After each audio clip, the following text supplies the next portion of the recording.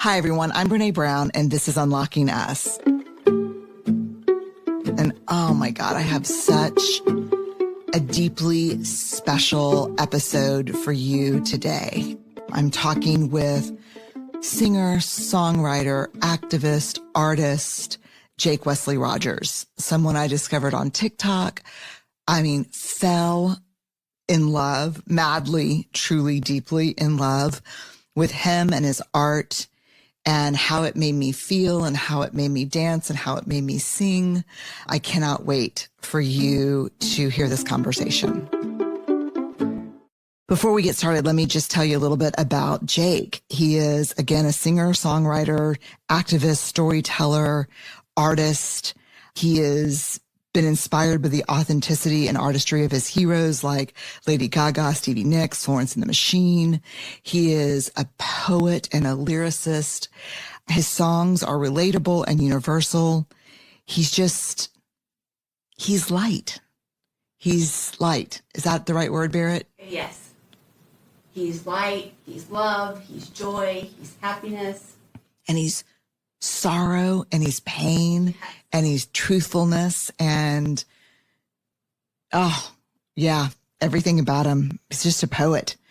In 2020, hit songwriter Justin Tranter signed him to his imprint at Warner Records, and his music has just blown us all away.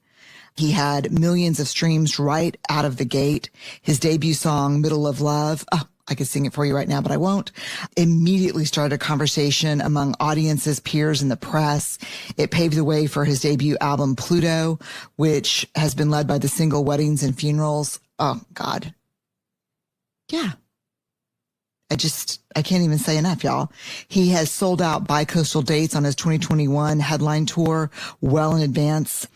He has graced the stages of Lollapalooza, all kinds of music and arts festivals, and Tony, Emmy, and Grammy award winner Ben Platt has handpicked him to open his 2022 tour. So y'all, just let the goodness shine on your face today, because this is Jake Wesley Rogers.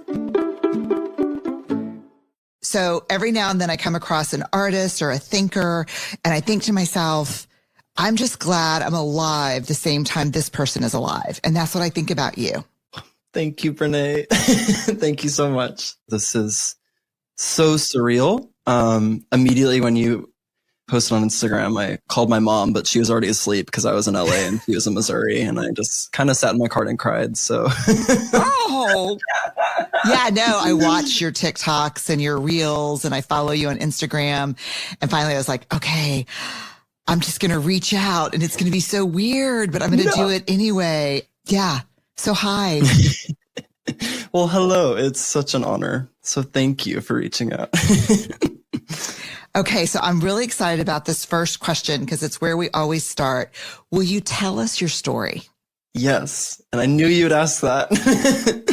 And I still don't know where to begin, but I was born in Missouri, in the heart of the Bible Belt. And I have a brother, and my mom works in radio. So I was going to a lot of concerts as a kid, always around music. And I was pretty obsessed with art from a young age. I was kind of the one that would put on shows in the living room, like put on a Britney Spears DVD and just dance for my family. It was pretty clear who I was, but the Bible Belt didn't affect that part of me at all. God, praise God. Literally, praise God.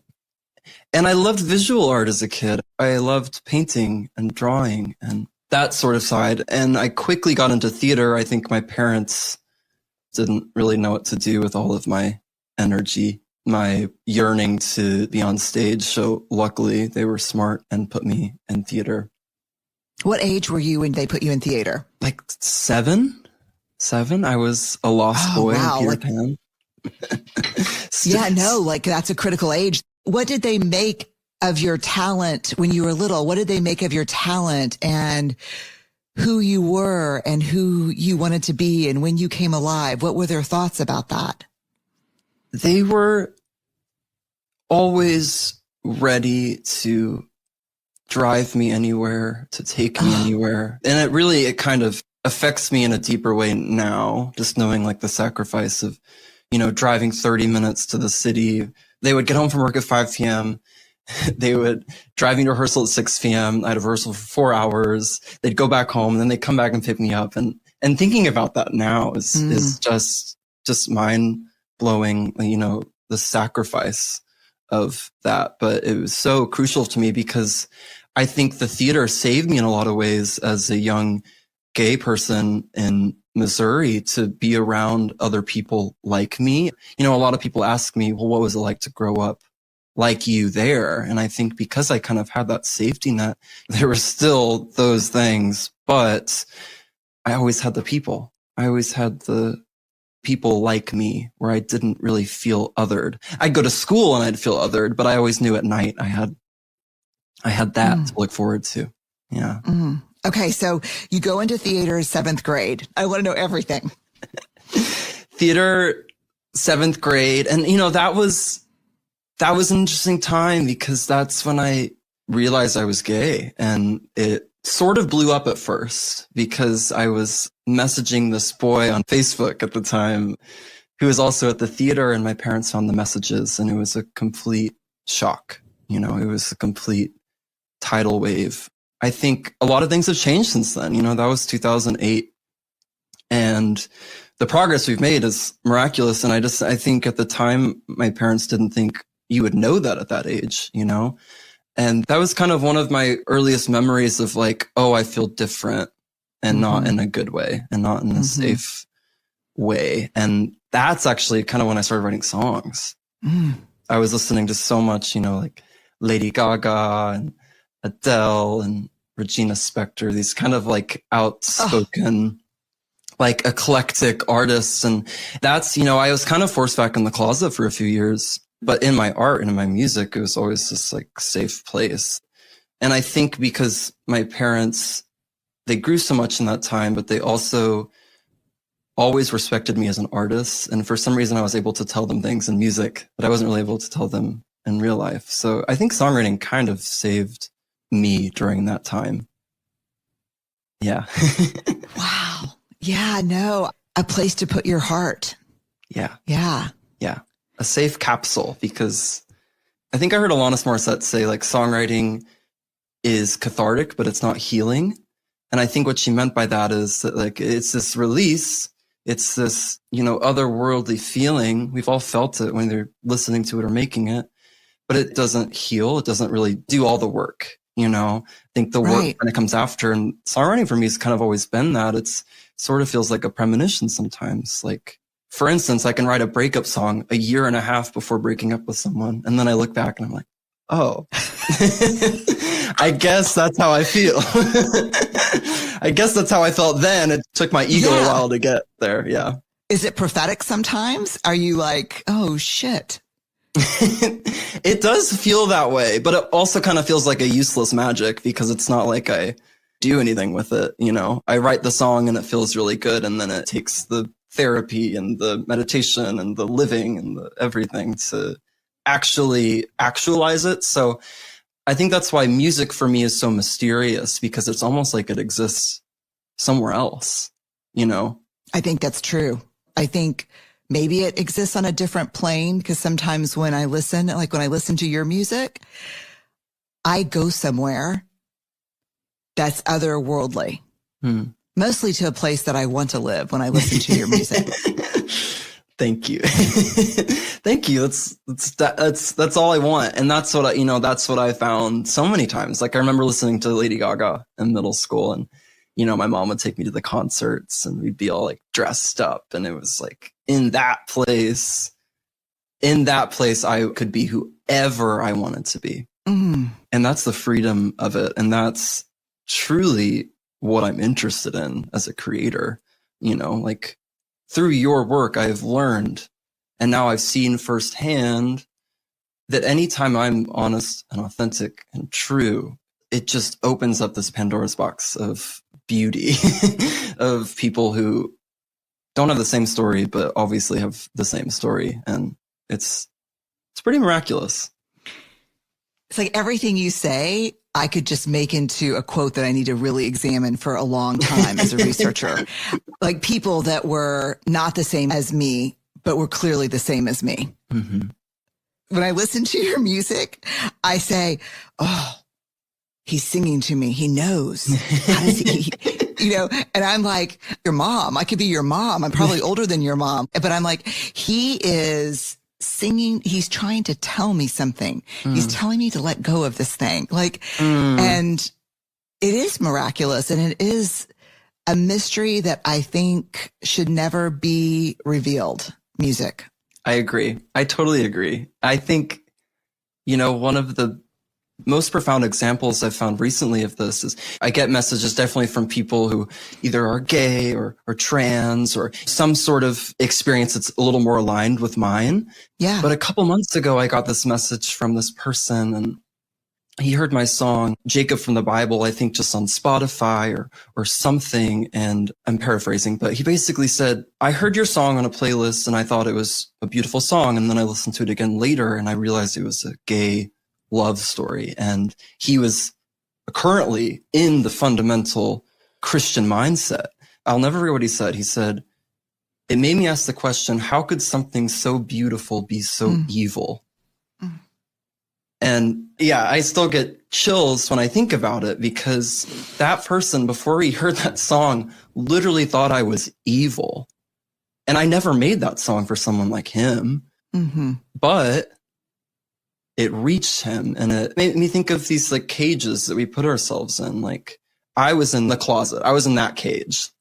This person was in their religious cage. And I think it's kind of the job of the artist to just drop keys, just to leave a key, like that's what I feel like I'm trying to do. Like you don't have to pick it up. You don't even have to acknowledge it. But if you want it, it's there. And I'm trying to figure out what cage I'm in because I'm still in one. I know I am, Yeah. So we all are. Yeah. And I think sometimes we're in cages of our own making. There's definitely reality. There's definitely homophobia and heterosexism and this incredibly violent anti-trans stuff that we're in right now. And then there are cages of our own making. I mean, I know Laverne Cox and I talk often about perfectionism as a cage. You drop keys in so many ways. And you drop keys. You've given me some big, beautiful keys. Some like hefty ones. Keys. It's so incredible to me how you distinguish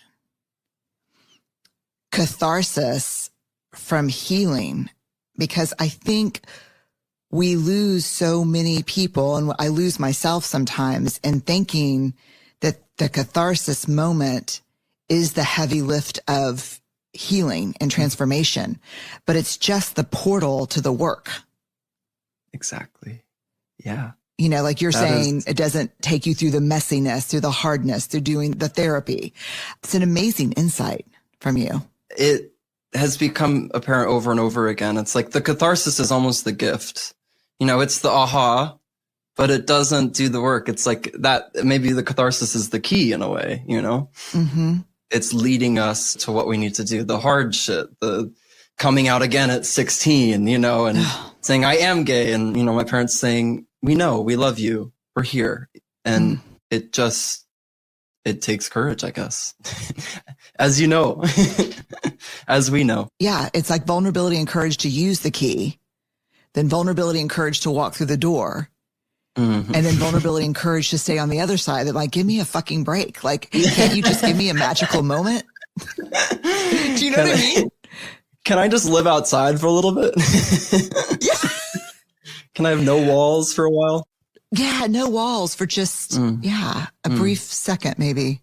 Tell me about high school. There's a line in one of your songs that tells me a lot about high school. Do you want to know how much I didn't like high school? Yeah. I didn't finish high school. I homeschooled my last 2 years. Right on. Yeah. My friends joked about that lyric because they're like, you didn't even go to high school. They're like, how can you hate something that you didn't do? And I was like, well, I tried it and I didn't like it. But high school is interesting in a lot of ways because when I was 15, I was on America's Got Talent. And that was like this, burden gift. That's the word I'll use in a way, because when I was that age, I thought that that was my way to success. I thought I need to do one of these shows to do that. And obviously my parents were like, yes, let's go, let's audition. And I ended up making it, like on the live shows. And it was one of those things where once I was done with it, I went back to Missouri, and, everybody in my small town, they were like, oh my God, you made it, you're doing it. And then on the inside, and I didn't have the words for this yet, but I was feeling shame. I was feeling shame that I didn't go further. I was feeling shame that I did it at all. I was feeling shame that I put myself out there, that I'm back in Missouri, and I thought that all my dreams were going to come true. It was just like this weight of shame. But I did learn one very important thing, and that was that this road, any quick fix is never going to be the path. The path is very narrow, and those things don't lead to where I want to go. And I'm glad I learned that so young. It was hard to learn that so young, and I even feel a little silly complaining about it because it was a beautiful opportunity. But I came back at 15 and I was like, oh, Jake was on TV, Jake's doing this. And then I stopped going to high school and just homeschooled. And I think I really committed though then to this path of the artist. I don't think I knew that. I don't think I knew that choice I made then was like, okay, that didn't work, but I think I know what can. This is going to be a really, really long road. And it has been. It has been. So high school was interesting in that way. But, I did that. And I also dated, my first real relationship was with a preacher's son, which has a whole back. Yeah. That's a whole nother podcast. But, it was this clandestine experience with, Jake doing music, and it was really a hard, confusing time. So yes, to quote myself, I really fucking hated high school. The lyric stands. The lyric stands. Yes. And I just want to validate, not that anybody or anything needs it, but you don't have to go to high school to know that you fucking hate high school. I mean, yeah, it's what so a cool. Volatile mix of shame and insecurity and meanness and armor. And yeah, I remember going to my 30-year reunion, and my husband was like, do you want me to go with you? And I said, no, I don't even know how long I'm going to stay. I need to go because it's like a river. I thought there was a big river behind our house. But then when I saw it as a grown up, it was like a little creek. And I'm thinking maybe it wasn't as hateful and terrible as I thought. So I just need to go and reality check. Maybe that rushing river is just a creek. And so I went to my high school reunion, and I was there for 30 minutes, and I came home, and he's like, what'd you think? And I was like, it was a big raging river of shit. It was exactly what I thought. I was there. Oh my God. And then I made up, I guess, what your experience was like. I had physical safety in high school. Because I just was there kind of like everybody else, just miserable on the inside. And I thought, wow, what about this experience? And you have no physical safety, emotional safety. And so, yeah, your words are powerful. Your story just reminds me that those experiences are always within us. We can be 30 years outside of high school and you're just triggered. You're triggered right back to it. And I think I got sort of a pass in high school because I was the one that did music. Because I think people I've learned are okay with you being different as long as you're entertaining or as long as you're giving them something. And I think my flamboyancy, all of that, fashion, it was given a pass for the most part because I could sing, and I could sing the national anthem at the volleyball game and blah, blah, blah, blah, blah, all of that. I sort of found my way to fit in. Yeah. And it was as long as you were in service of other people. Yes. That's exactly really powerful and really maybe its own form of violence, I guess, in some ways. Do you know what I mean? Perhaps. Yeah. that you have to make yourself a commodity if you're different instead of just being different, you know? And I think that's a lot what I was exploring in these songs I just put out, was really embracing that. Because that's the joke, right? That's how funny it is that we all feel like that. Even the boy wearing Abercrombie and boat shoes felt that. And even though they looked the same, they didn't feel the same. I'm assuming maybe they did. I'm sure there's some people that do, but I'm not friends with them. Yeah. I've never met a person that didn't have a cage. So, but some people deal with their cages maybe by deciding that they're going to spend their lives dropping keys, and other people deal with their cages through rage and making sure other people are more caged than they are. I think that's right. Throwing away their keys. Yeah. Hiding keys. Yeah. Tell me about the first time you saw Justin Tranter. I can start crying thinking about that. I was in London writing, actually, all these songs. I was writing Pluto and whatever, and I got this DM from Justin, which blew my mind, because Justin Tranter, if anyone doesn't know, is an incredibly powerful and successful songwriter and activist. You've heard his songs. Like, you may not know who his name is, but you have heard his songs. And you can sing along to his songs, whether you know him or not. Yeah, exactly. And I actually saw his band open for Lady Gaga when I was 13. He was in a glam rock band called Semi Precious Weapons. So that's kind of where it began. And then, fast forward 10 years, and I get this message from this person I really admire. And he had heard my song, Jacob from the Bible. And he was just saying he loved it. And I was like, okay, good. Kind of like when you messaged me, I was like, I was happy with you not knowing who I was, but this is cool. I was very happy being a passive bystander and enjoying your work, but this is great. But it turns out he had just started a record label, and I didn't even know that. And when you asked the first time I saw him, it's one of the most humbling moments of my life, because I was so nervous to meet him and to write with him. And I remember I went to a Starbucks near his house an hour before I was supposed to meet with him, because I was like just so nervous to be late. Or it's one of those nightmares where they're like, oh, something happened with the calendar. It was actually right now. I was like, I'm not going to do that. And I remember I put on a little playlist. I don't think I've ever even told him this. Put on, Rolling in the Deep, and then probably Edge of 17 or something. And oh yeah. And I just walk in, and I remember he opened up his big, beautiful door, and he just put his arms up. And that moment really changed my life. Really changed my life. I have goosebumps. Oh, yeah. It's hard to put into words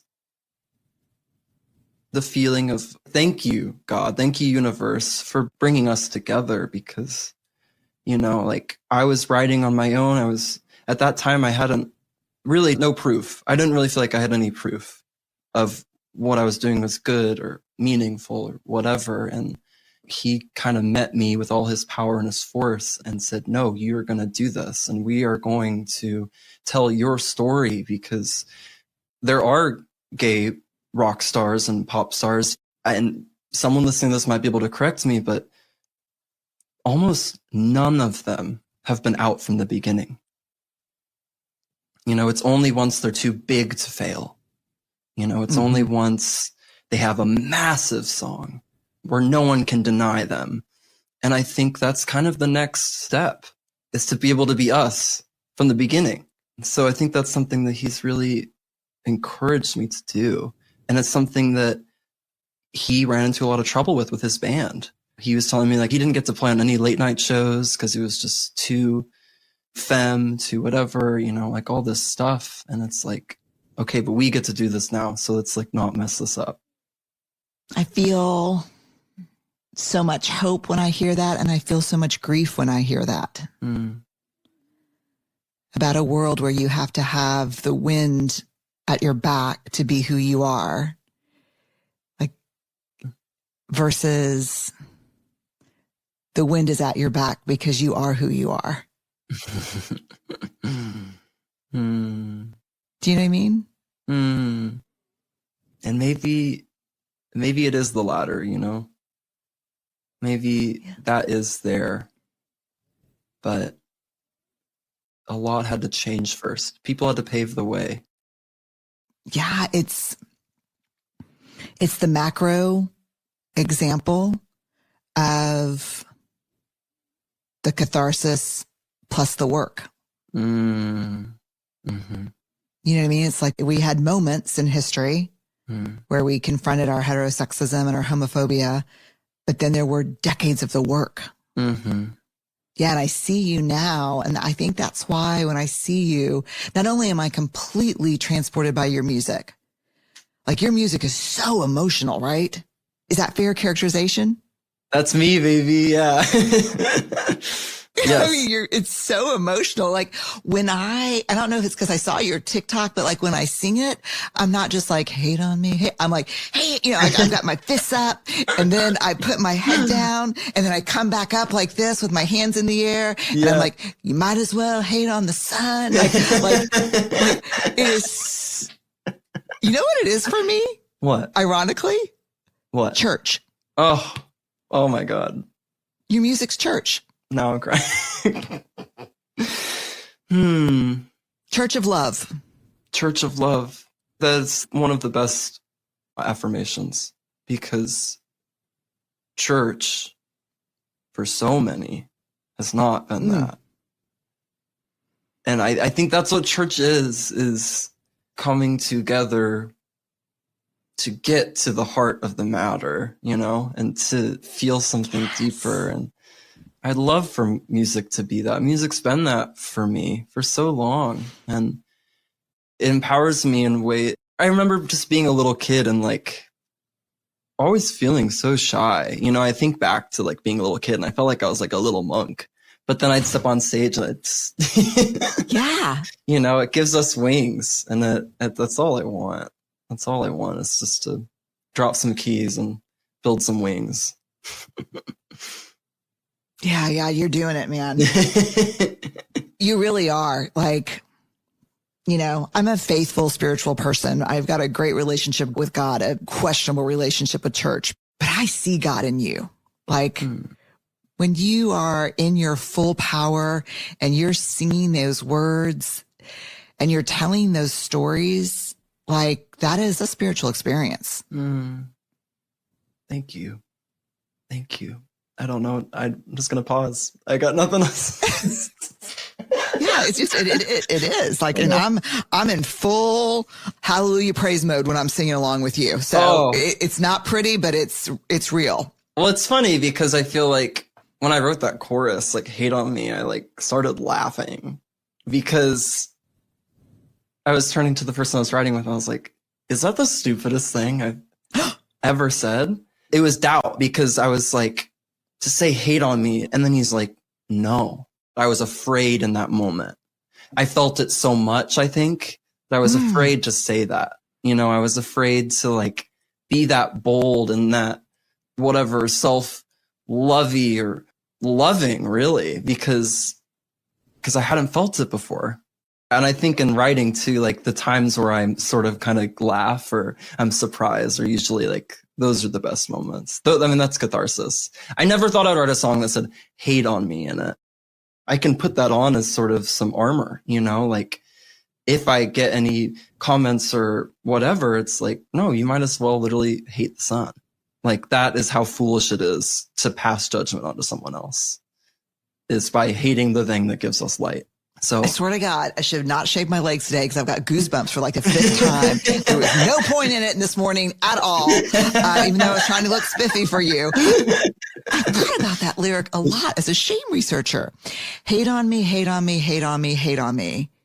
You might as well hate the sun, shining just a little too bright. Fucking, that's church. Sorry. I mean, let's go to church. it is. Well, let me ask you this. Who inspired you? Who took you to church? Who took you to that place when you were young listening to their music? Which artists?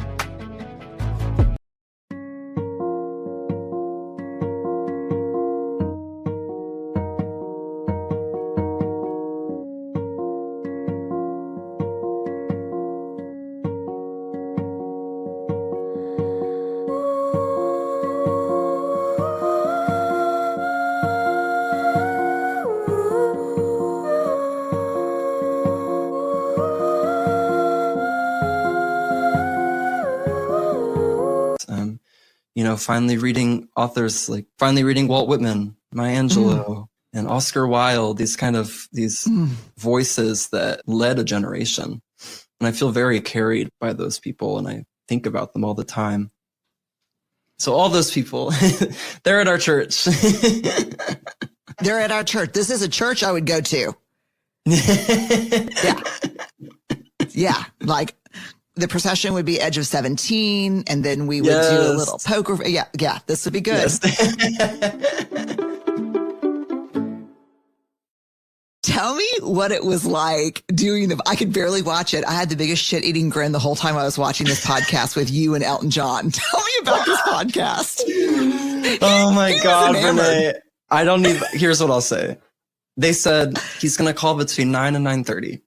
I was sitting there in a hotel room. My manager was like on the other side of the room. It was like 9:20, and I was like, can I jump out of that window right now? I was like, I can't do this. I can't do this. But I did it. Those are the moments where you're like, oh, I'm literally going to be split in half if I do this. Those are the moments where we're just expanding. And I feel like I expanded. And I also feel like I have a knack and my body does this really beautiful thing where it just kind of hides things from me until I'm brave enough to confront them. And I think that's one of those things. And I'm probably going to wake up in a couple months and have a heart attack.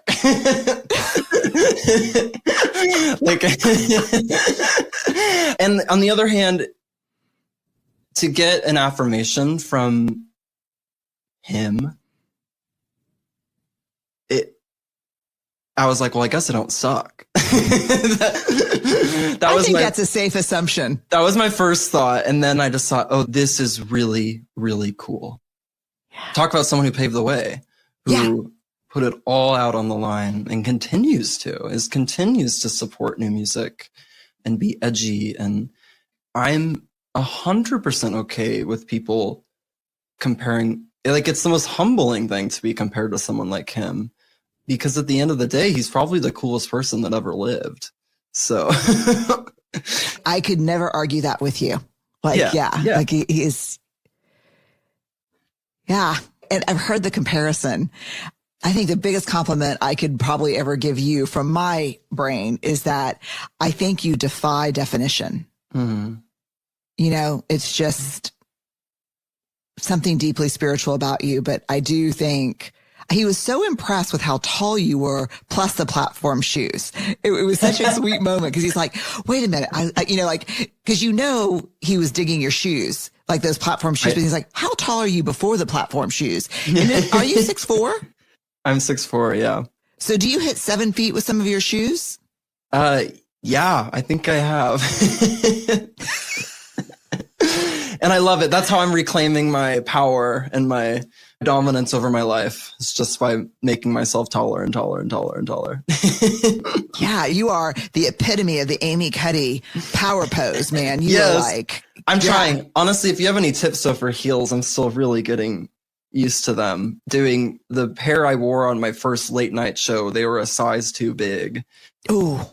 And the whole performance, I was just like, don't fall, don't fall, don't fall, don't fall.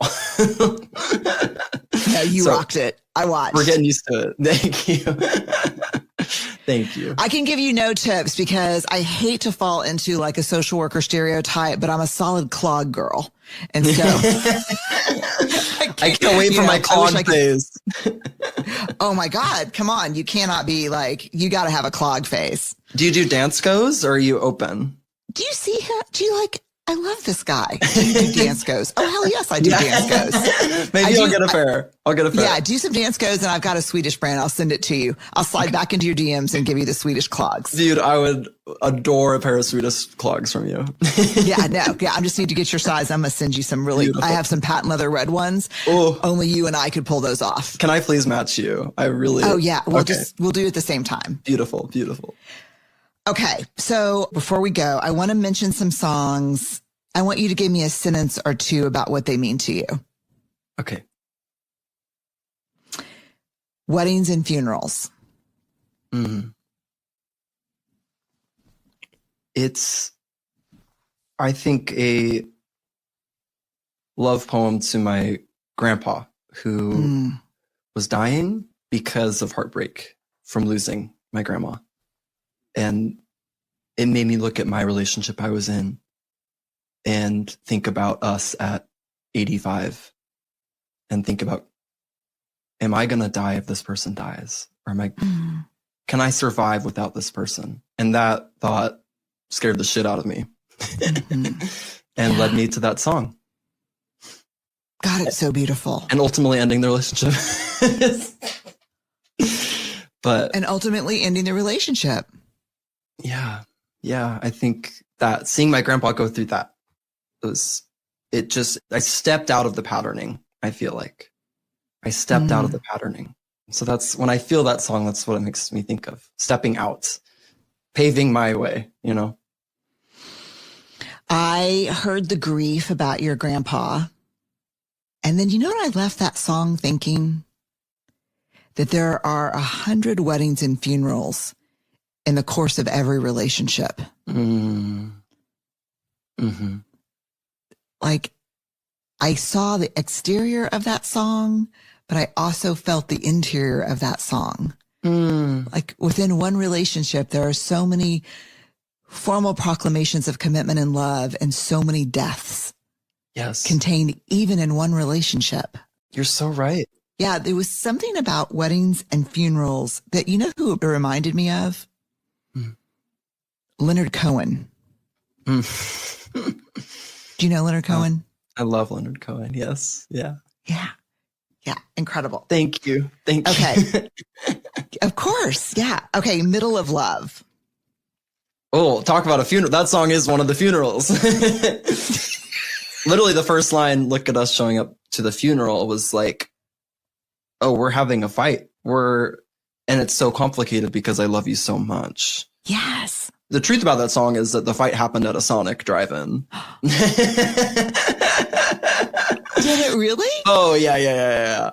And it was one of those, this could either be a funeral or lead to another wedding. And it led to another wedding. And it was beautiful for a time after that. So when I think of that song, I think of, I guess, the weddings and the funerals of that relationship and of how much I loved and how hard I loved and how hard it was to love and how hard it was to leave, but how much love there was in leaving. So that's kind of what that feels like to me now. What is it about the chorus of that song that is just, how do you do that? Like, yeah, I'm going to stay here for a second. Like, how does that work? Is there like a magic combination of notes and music that makes everybody like, I'm in the middle? I mean, like, how do you do that? How do you capture that churchy? Do you do that on purpose? You can't think about any of those things when you're writing. Oh, that's what I thought the answer was going to be. Sadly, you can't. But I will bring Justin Trancher back into this conversation. And, you know, I wrote both of those songs with him. And he has this intuition when it comes to melody and to lyrics and to trusting whatever's happening. I think that's it, is trusting the ride. And that's why I love working with him, because I am someone who I will write something and then I will immediately attack it with the hate on me line. You know, I wrote it. I was like, oh, that's beautiful. And then critic stepped in. And Justin, being so free and open and smart, frankly, says, no, that's fucking great. Let's do it. I remember when I wrote the lyric, I was like, Middle of Love, like, that's kind of a simple title. Where's the depth in that? And Justin's like, no. And that's my work, right? That's my work. Yeah. Trusting what's happening. But I think collaborating with someone who does encourage that and does say like, no, this is really good. This is worth fighting for. And yeah, and I think that's the hardest part. And I think I've actually heard you talk about that. When there's comparison, when there's any sort of intellectual attacking, there's no room for creativity. You know, like creativity exists in this place where you're not thinking about anything like that. But I'm someone that a lot of time exists in the other place. But I'm lucky enough to be able to clear moments where I can find that sacred energy and not compare myself and not try to make something that sounds like this or that or whatever. Okay, I want to ask you about two more because this is just, Pluto. Oh. When I was a kid, Pluto was still a planet. I'm still kind of sad about it. It's so funny because I don't know how you thought of that line, but I remember, you're going to think this is so crazy dumb, but I remember having to tell my kids that Pluto had been decommissioned as a planet. And I remember my daughter's 22 now, and my son's 16. And I just remember it was a moment, like people were really sad about it. And my son had a big mobile of all the planets, and he said, well, it'll stay a planet in this room. And so when you started your song that way, I was like, I'm not going to make it through this. Yeah. I think, and what I remember feeling was exactly what you're talking about, is like, oh, they can't take him away. And for some reason, I made him a him. I don't know. He just seems like a little sweet planet. Yeah, a little sweet guy planet. He's all the way out there. He's the coldest one. He's the darkest one. And then suddenly we said, actually, you don't belong anymore. Actually, we moved the finish line. And I think that's actually what I had in mind. I'll never forget the day I wrote that. I was in London. It was Halloween, so almost 2 years ago.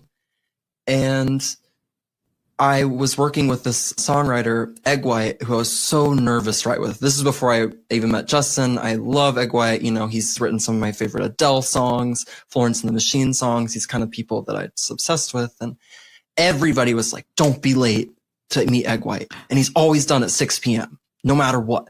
And so I bought a witch hat that morning. And I went over, I was on the tube in London, and everyone was in their suits. I forgot that people don't wear Halloween costumes in the morning. I always forget that, actually. I'm so excited. And I go and I show up right at 10. He's like, I like your hat. I'm like, thank you. We ultimately wrote Pluto, which surprised the hell out of me. And that's what I love when I'm surprised, when a song surprises me. I was really getting into astrology at that point, and I came in with the title Pluto in Sagittarius because this is whatever. Basically, if you were born from 1995 to 2008, your Pluto is in Sagittarius. And I was thinking about those people, my generation, of we were told Pluto was a planet when in second or third grade, and then in fourth grade they said it wasn't. And he's like, I don't think we can put Sagittarius in a song. And I was like, that's probably fair. And then we ended up working till 8 p.m., way after everyone said, because he loved the song. And then I went out into the streets of London and everyone was in their costumes. And it was this kind of moment of oh, I'm not a freak. We're all freaks. We're all freaks. We're all freaks. And sometimes we just need an excuse to be a freak. Oh my God. So I knew there had to be a great story behind this song because it's got too many layers and it's too good to not have a narrative that's as wild as the song. The day feels almost mythical in a way, in my memory. But it's also the line that always gets me the most, and I didn't really know why I wrote it then, but it was, I think of my mom, she loves me no matter what. That really fucks me up. And I think why I wrote that is because I had seen so many queer people in particular around me that have been completely disowned. That I had a friend in college that he was like, give us our car back. You're off our insurance. You're off our phone.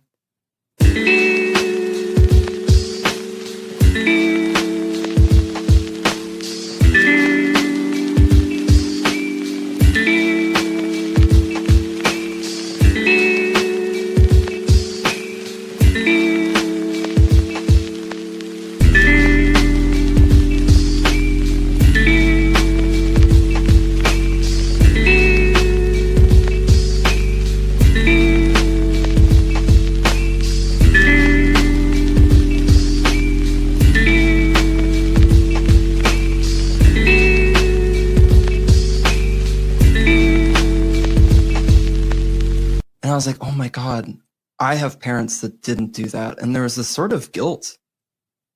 It does fuck me up. It does fuck me up to be loved unconditionally. And it's something that I need to work to allow because I don't think it's our nature or my nature to like be okay with that kind of love. And that's kind of my work right now, is to allow myself to be loved in that way.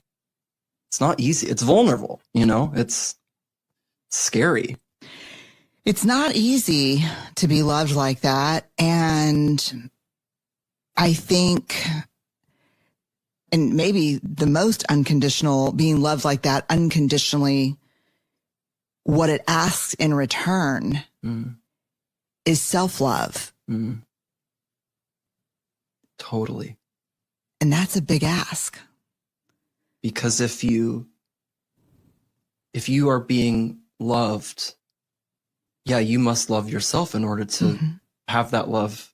And okay, taking notes from my therapist. I just take your songs and we just go through like lyric by lyric. Okay, last one I want to ask you about before we get to rapid fire. Hold on, I've got all my lyrics right here. Oh my God, geez, this song. Whew.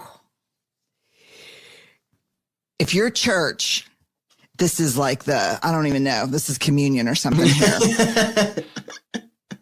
Cause of a scene. Ooh. I'm quite good at secrets, according to my horoscope. I spend my life conflicted. Heavenly bodies made it so. God dang it. That song sort of makes me want to throw up still. Really? And that it is the closest I feel I've ever gotten to me in a song. It's the most understood I've ever felt by something I've made. And it's so cathartic to sing, and so painful too. Because I think I wrote it when I was really starting to understand patterning and what love could do to someone. And oh God, and singing the bridge, especially now that I'm playing shows, it's like every time just kind of hurts because, my grandpa and my ex had the same name and they never got to meet because my parents didn't think it was a good idea. I know I honored their request, and now they're both out of my life, and it's not easy. It's definitely not easy, but I'm glad I have it to sing. This song really is the communion song. It is the breaking of the bread. You're at the rail, man. Well, it's so hard to ask for what you need, I've found. And that's what the song's really about. That's what the song is. I had my horoscope read and they said, oh, you're really good at keeping it inside, of bottling it up. This planet. And I was like, oh God, like it's your work to let it out. And then ironically, I let it out in a song. Yeah. And to wear it on the sleeve is not easy for me. It's really not. No, there's emotion in this song. Like when you sing this song, like it's hard to not cry when you sing this song. It's hard for me not to cry when I listen to you sing this song. The only thing that helps me is I'm usually acting it out and however you sang it in my living room. And my family's like, oh, Jesus, God, this is. I used to dance to Britney Spears in my living room. And are you saying you dance to me in your living room? I totally do. No, I make the fists and I strain and like all the veins in my neck come out. And I'm like, I'm blue like I do the whole thing. It's like, yeah.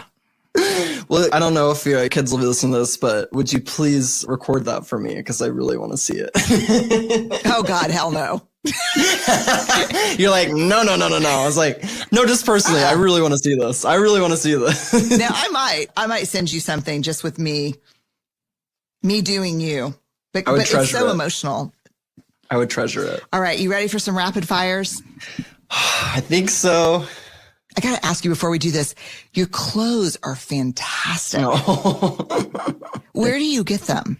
Anywhere, everywhere. I mean, I love thrifting, but lately a lot of the costumes, I've been able to work with designers and stuff like that, kind of crafting. But, that's like one thing I just loved as a kid. Like I would have these little journals where I would like design outfits. And I really feel like my mom said recently, she was at this photo shoot I was doing, and she's like, "Oh, your inner child must be so happy right now, because when you were a kid, you just loved like putting on my clothes or putting your dad's clothes." And I love it. I really find a lot of power in it.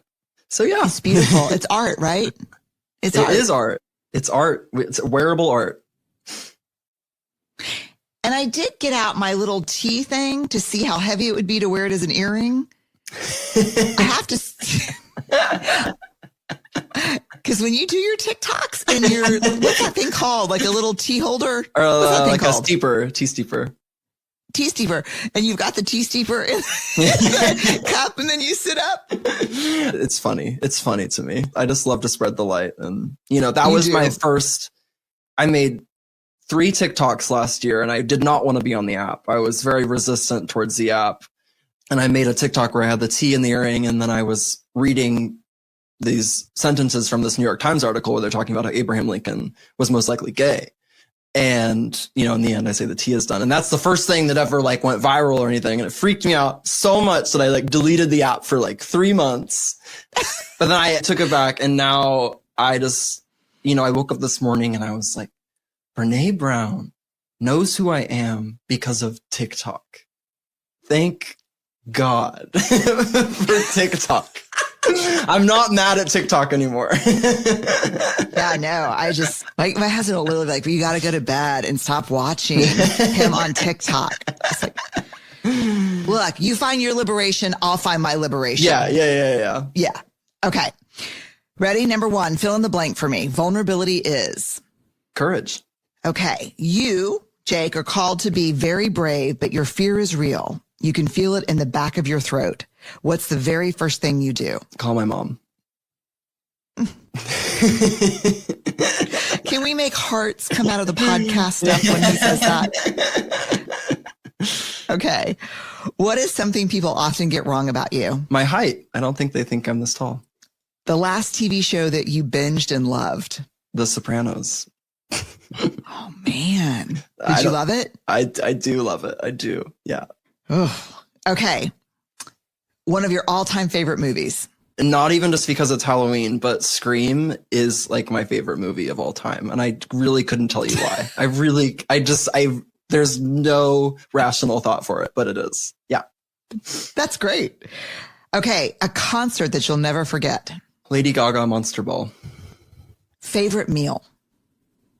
Chicken tenders.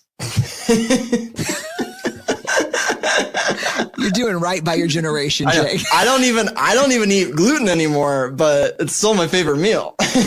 Yeah, that's fair.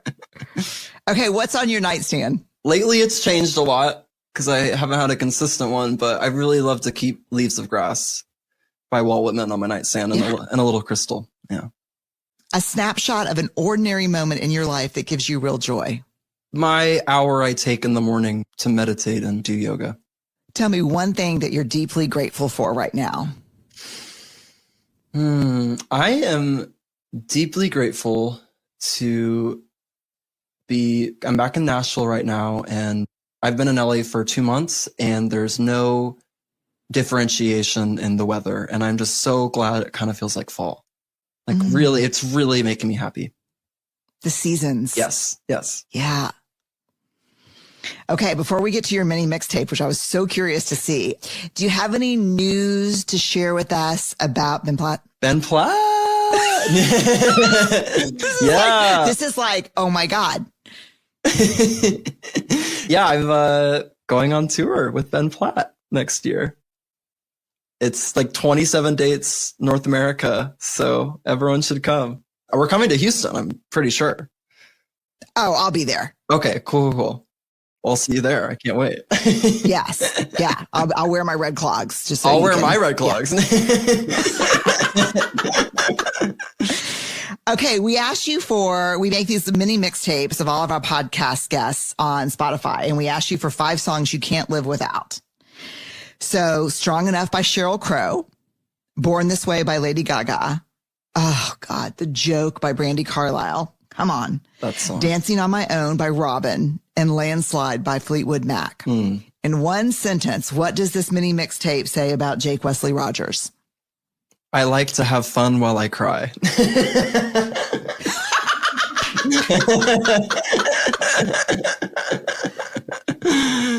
You are such a gift, and I am so grateful for your art, your music, your unapologetic authenticity, and the light that you shine in really hard, dark places. You make the world better. Thank you, BRENE Brown. You make the world better. You have made my world better, and that effect has allowed me to shine in this particular way. So I'm so grateful for you. Thank you for having me. Oh, my pleasure.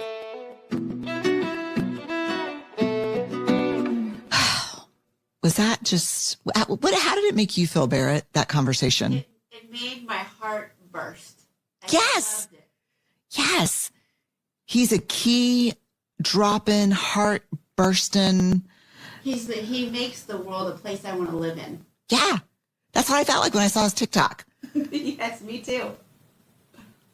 Hate on me, hate on me, hate on me, hate on me. You might as well hate this. Okay. You just have to listen. Okay. So where do you find him? You can find his music on Spotify or wherever you listen to music.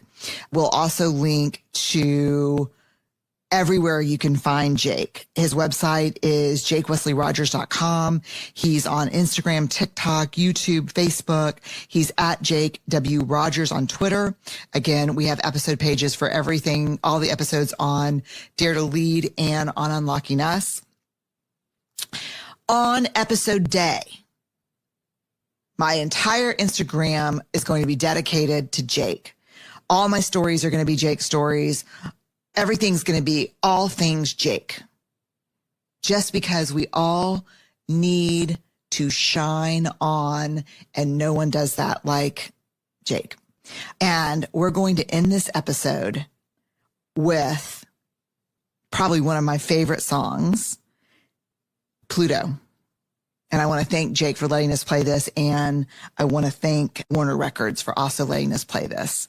And just find a place where the sun or a lamp hits your face and take it all in. I'm grateful for y'all. Thank you for being here. Thank you for Jake for just making my day and my month and making my heart grow 2 sizes too big.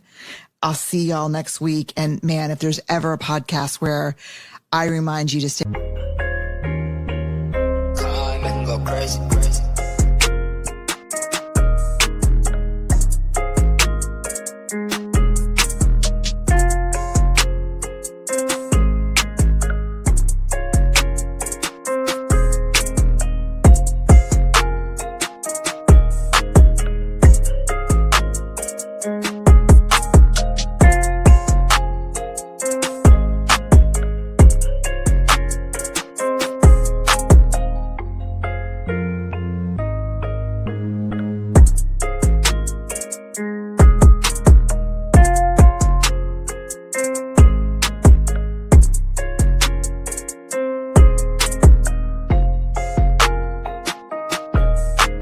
Awkward, brave, and